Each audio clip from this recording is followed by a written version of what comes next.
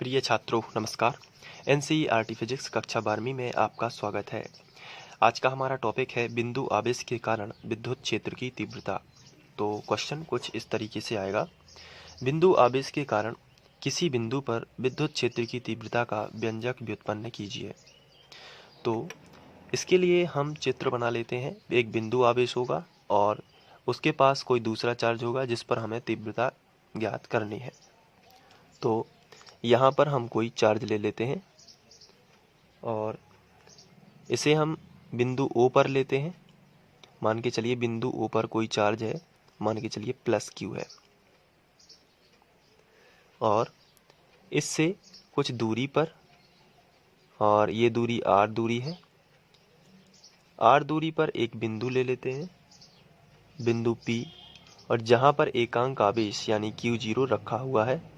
एकांक आवेश हमेशा हम लोग लेंगे और एकांक आवेश हम लोग पढ़ चुके हैं, जो कल्पना मात्रा है 1 कूलाम के बराबर है, और इससे इसके विद्युत क्षेत्र में कोई परिवर्तन नहीं होता, इसलिए हम इसको ले लेते हैं गणना करने के लिए।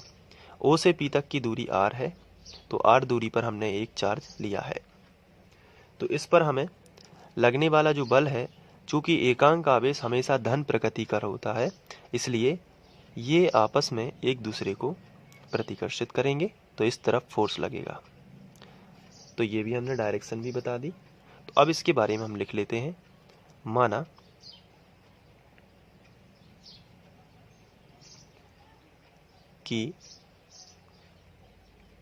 माना किसी बिंदु O पर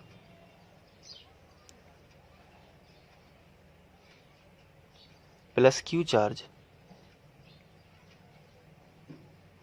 आवेश है या +Q आवेश है, ये हमने सबसे पहले लिखा।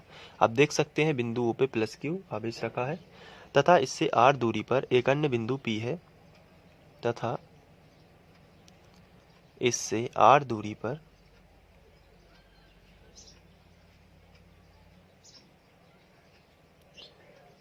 एक अन्य बिंदु P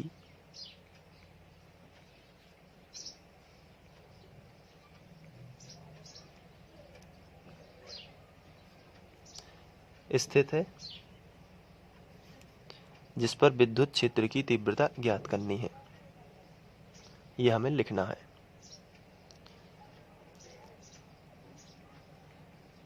जिस पर विद्युत क्षेत्र की तीव्रता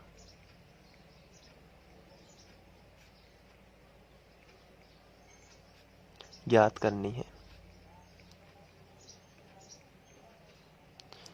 तो सबसे पहले हमने ये लिख लिया, लेकिन अब इसके बाद विद्युत क्षेत्र की तीव्रता का मैंने आपको बोला था फॉर्मूला याद करने के लिए, और विद्युत क्षेत्र की तीव्रता का फॉर्मूला होता है F/Q0। तो यदि हमें तीव्रता ज्ञात करनी है तो हमें बल ज्ञात करना पड़ेगा सबसे पहले, और जैसे ही बल ज्ञात होगा तो E के फॉर्मूले में रख देंगे तो हमें तीव्रता ज्ञात हो जाएगी। इतना सिंपल है। तो सबसे पहले हम बल ही ज्ञात कर लेते हैं। तुम लिखेंगे, उसके पहले हम यहाँ पे एक चीज और बता देते हैं। बिंदु P पर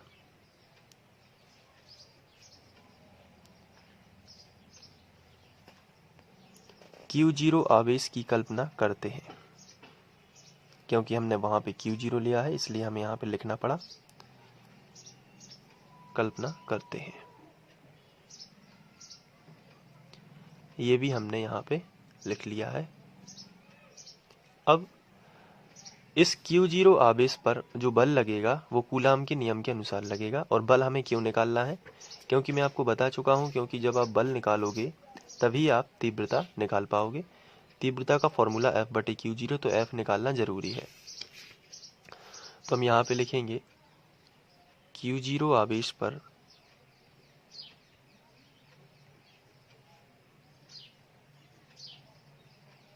लगने वाला बल।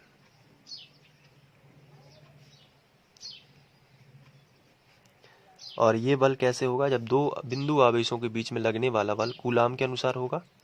और कूलाम का नियम क्या था वो मैं आपको बता देता हूँ। कूलाम का नियम था F बराबर 1/4πε0 Q1 Q2/R²। तो ये था कूलाम का नियम। लेकिन Q1 Q2 की जगह पर यहाँ पर जो चार्ज हैं जो कि आप देख रहे हैं ये Q और Q0 है, तो ये बदल के हो जाएगा, यहाँ पे बस बदल हो जाएगा Q और Q0। दूरी R ही है, आप देख सकते हैं दूरी R ही रहेगी और बाकी ये सब ज्यों का त्यों। तो लगने वाला बल होगा F बराबर 1/4 पाई एप्सिलॉन 0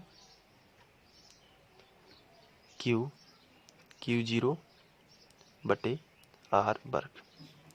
तो ये हो जाएगा लगने वाला बल, इसलिए तीव्रता, अब हम तीव्रता निकाल सकते हैं। तो तीव्रता E बराबर F बटे Q0, F बटे Q0। तो E बराबर F की वैल्यू है पूरा मान 1/4 पाई एप्सिलॉन 0 इंटू Q0 बटे R वर्ग, और नीचे है F का मान तो रख गया, बटे Q0 ये ज्यों का त्यों, यहाँ पे बटे Q0 हमने ज्यों का त्यों रखा। फिर से समझ लीजिए, F का मान पूरा हमने रखा, ये देखिए यहाँ पे रखा F की जगह पर F का पूरा मान, और नीचे Q0 है तो यहाँ पे Q0 रख दिया। अब Q0 से Q0 कैंसिल, तो E का मान मिलेगा 1/4 पाई एप्सिलॉन 0 इंटू Q बटे R वर्ग। ये हो जाएगा तीव्रता का व्यंजक, और तीव्रता का मात्रक हम इसके मुख्य फॉर्मूले से बनाएंगे। ये है इसका मुख्य फॉर्मूला, E बराबर F बटे Q0। तो इसका मात्रक यहीं से बनेगा। F का मतलब होता है बल, और बल का होता है SI पद्धति में न्यूटन, बटे का मतलब होता है प्रति, और आवेश का मात्रक कूलाम। तो न्यूटन प्रति कूलाम आपको याद रखना है, ये है विद्युत क्षेत्र की तीव्रता का मात्रक।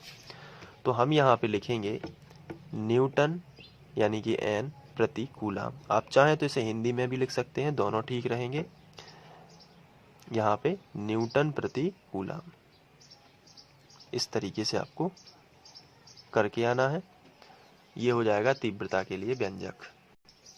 साथ में यदि माध्यम का परावैद्युतांक K हो तो इसी फॉर्मूले में यहाँ पे K और जोड़ देना है। तो E बराबर हो जाएगा 1/4 पाई एप्सिलॉन 0 इंटू K। देखिए K बस जोड़ के बाकी पूरा ज्यों का त्यों लिख देना है।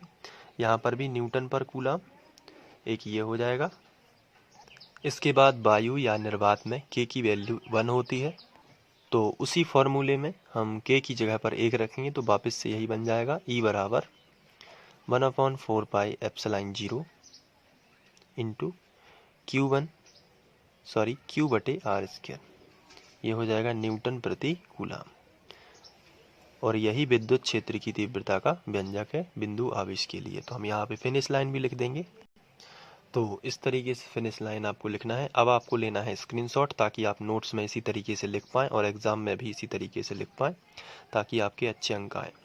तो सबसे पहले मैं आपको स्क्रीनशॉट देता हूँ शुरू से। ये पहला स्क्रीनशॉट है। इसके बाद ये आप लिख लीजिए। इसके बाद यहाँ पे ये, और आखिरी में ये। आशा करता हूँ कि आप लोगों को ये समझ में आ गया होगा। Thank you.